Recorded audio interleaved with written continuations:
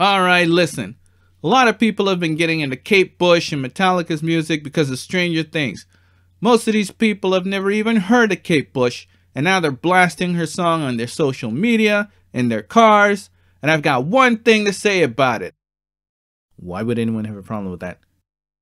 No, seriously, why?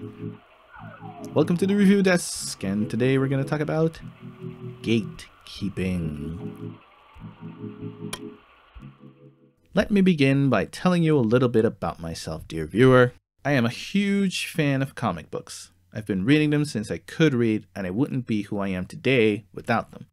You can imagine thus that I'm also a huge fan of the MCU. Several friends and acquaintances of mine are pretty up to date on the MCU as well.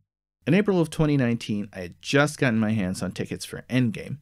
A friend of mine who had been into the MCU since 2011 then said the following. Technically, people who haven't followed all the movies shouldn't be allowed to watch Endgame. They haven't earned it. Without being aware of it, this was my first encounter of gatekeeping. It struck me as odd.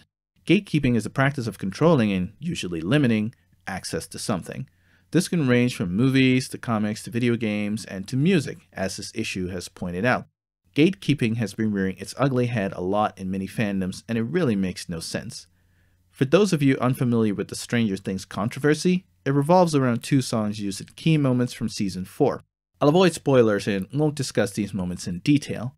The songs in question are Kate Bush's Running Up That Hill, originally released in August of 1985, and Metallica's Master of Puppets, released in July of 1986. After being featured on Season 4 of Stranger Things, the songs and the artists received a resurgence in attention, but not everyone is happy about it.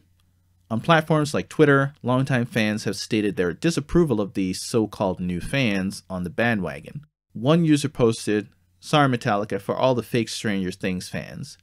Metallica brilliantly responded, "Don't be sorry.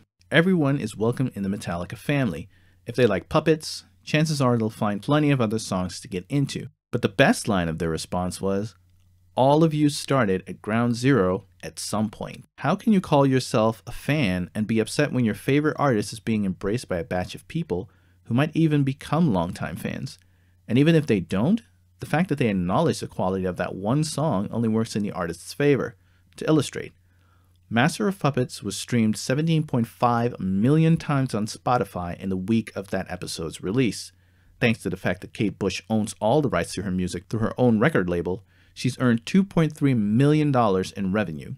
The artist you claim to be such a huge fan of is actually benefiting, so why would you be against this? Hey, put that away.